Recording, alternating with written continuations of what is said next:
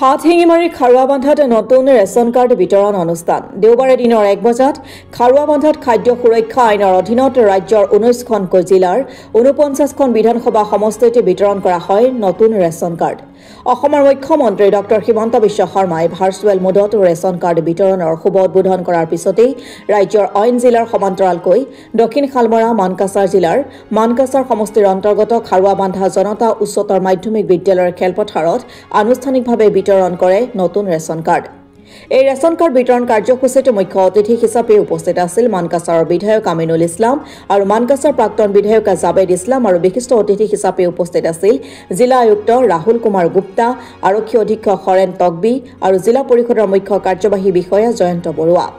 এই ration card বিতৰণী অনুষ্ঠানৰ জৰিয়তে 7গৰাকীকৈ হিতাধিকাৰীক আনুষ্ঠানিকভাৱে ৰেচন কাৰ্ড বিতৰণ কৰা হয়। জানিব পৰা মতে মানকাছাৰ সমষ্টিৰ মুঠ 10,429খন পৰিয়ালৰ বিপৰীতে 15,819গৰাকীকৈ হিতাধিকাৰীয়ে উপকৃত হোৱাত বিতৰণ কৰা হৈছে নতুন ৰেচন কাৰ্ড। আজি অসমব্যাপী খাদ্য সুৰক্ষা আইনৰ অধীনত প্ৰায় 19,92,000 সামথিং ৰেচন কাৰ্ডৰ বিতৰণৰ ব্যৱস্থা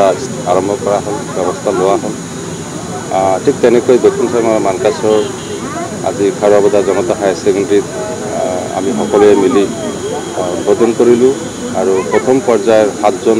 হিতাধিকাৰীক আমি বিতৰণ কৰিলোঁ সকলোৱে মিলি। মই ভাবোঁ যে এটা অভিলাষী আৰু ফলপ্ৰসূ মাননীয় মুখ্যমন্ত্ৰী ডাঙৰীয়াৰ ফলপ্ৰসূ এটা অভিযান, য'ত নিকা আৰু স্বচ্ছতাৰে খুব পৰিপাটি কৰি ধুনীয়াকৈ এটা স্কিম বনাই বিগত দিনৰ যিবিলাক ত্ৰুটি সেইবিলাক আঁতৰাই এটা ভাল দিশত লৈ গৈ আছে, য'ত 60 লাখ হিতাধিকাৰী ইমান দিন ভুৱা হিচাপে তেওঁলোকে চাউল তুলিছিল, যাৰ ফলত প্ৰাপ্যসকল বঞ্চিত আছিল। এই দিশত 2021-22ৰ পৰা আমাৰ মাননীয় মুখ্যমন্ত্ৰী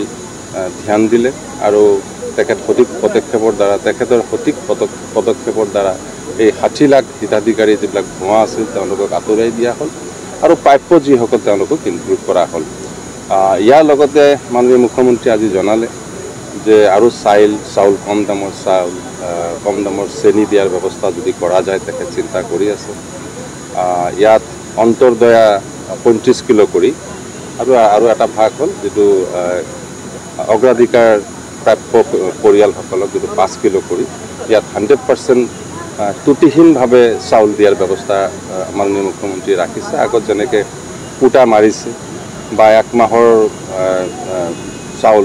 নেক্সট মাহত দিয়া হৈছে, ৰাইজে গম পোৱা নাছিল, অৰ্থাৎ বছৰে তেখেতে কোৱা মতে আৰু আমিও দেখিছোঁ তেখেতে কোৱা মতে 12 মাহৰ ভিতৰত 7 মাহ 8 মাহহে দিয়াৰ ব্যৱস্থা কৰিছিল কৌশলগতভাৱে আগতে, আৰু এই ক্ষেত্ৰত চৰকাৰো কোনো ধৰণৰ পদক্ষেপ লোৱা নাছিল। কিন্তু আজি মাননীয় মুখ্যমন্ত্ৰী ডাঙৰীয়া এই চৰকাৰৰ উদ্যোগত সকলোৱে মিলি যি হিতাধিকাৰী দুখীয়া মানুহৰ অৰ্থনৈতিক অৱস্থা কথা চিন্তা কৰি যেনেধৰণৰ পদক্ষেপ লৈছে নিশ্চয় বাৰুকৈয়ে শলাগ ল'বলগীয়া, আৰু ইয়াৰ দ্বাৰা অৰ্থনৈতিক অৱস্থা সামগ্ৰিকভাৱে অসমৰ আগবাঢ়ি যাব। আৰু এটা ভাল কাম কৰিছে one nation one ration card. এই ৰেচন কাৰ্ড যদি গুৱাহাটীত থাকে, গুৱাহাটীতো কাম কৰিবলৈ যায়, দিল্লী মুম্বাই যায়, তাতো ল'ব পাৰিব। মান্থলি যিটো কোটা তেওঁলোকে তাতো ৰিচিভ কৰিব পাৰিব, আমাৰ অসম কোটাৰ পৰাই যাব। গতিকে হিতাধিকাৰী চিলেকশ্যন কোনো সঠিক হৈছেনে? চাওক, এইটো মনিটৰিং কমিটিত জিলা পৰ্যায়ত আছে, অলপ পৰ্যালোচনা হৈ আছে। আৰু ইন দি মিন টাইম যিহেতু অলপ খৰধৰীয়া হৈছে আৰু মাননীয়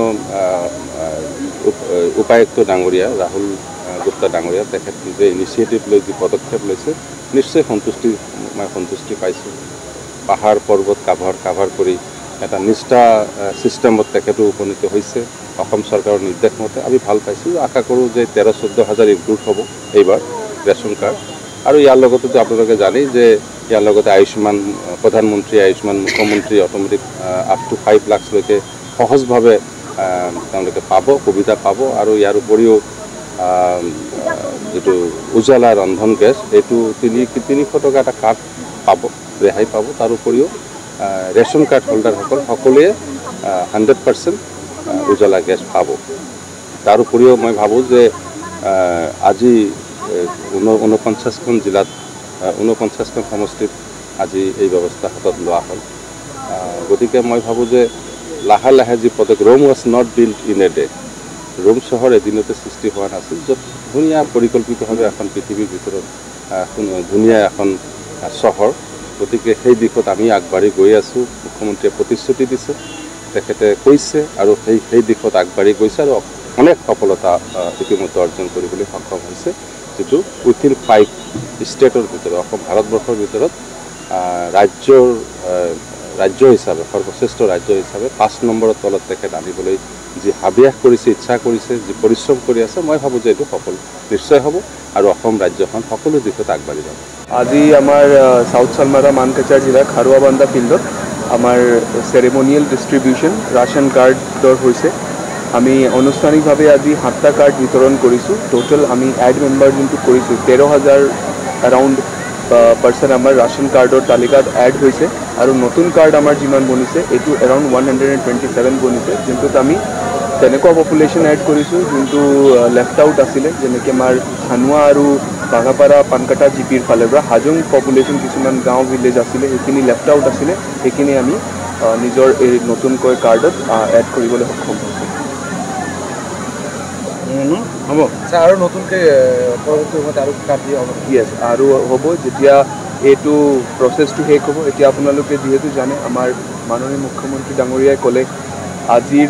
এতিয়া 16 তাৰিখৰ পৰা যিহেতু আজিৰ পৰাই 28 তাৰিখলৈকে আমি এতিয়া নতুন ৰেচন কাৰ্ড বনাইছোঁ এতিয়া অৰুণোদয় আমাৰ কাৰ্যসূচী আৰম্ভ হ'ব সেইটো কৰাৰ পিছত আগেইন আমাৰ এই প্ৰচেছটো চলি থাকিব যি মানুহ নতুনকৈ ৰেচন কাৰ্ড পাব ক'ৰ পৰা সংগ্ৰহ কৰিব কাৰ্ড এতিয়া আজিতো আমি 7জনক আনুষ্ঠানিকভাৱে দিছিলোঁ বাকী তেওঁলোকে নিজৰ ডিলাৰৰ পৰা কৰিব পাৰিব এই ব্যৱস্থাটো আমি লৈ ল'ম এইটো ক্ষেত্ৰতো বহু মানুহ বঞ্চিত হৈছে বুলি অভিযোগ উঠিছে এইবিলাকক কি কৰিব বঞ্চিত তেনেকৈ হোৱা নাই কিয়কি আমি যিমান আমি কোটা পাইছোঁ ডিষ্ট্ৰিক্টৰ সেই ডিষ্ট্ৰিক্টৰ কোটাটো আমি ফুলফিল কৰিছোঁৱে এতিয়া এইটো হ'ব পাৰে যে আমাৰ ডিষ্ট্ৰিক্টত বেছি আৰু দৰকাৰী সেইটো অহা দিনত যেনেকৈ যিমান কাৰ্যসূচী আহিব তেতিয়া নতুনকৈ যিমান যদি লেফ্ট আউট আছে তেওঁলোকে এড হ'ব ব্যুৰ ৰিপৰ্ট অসম টুডে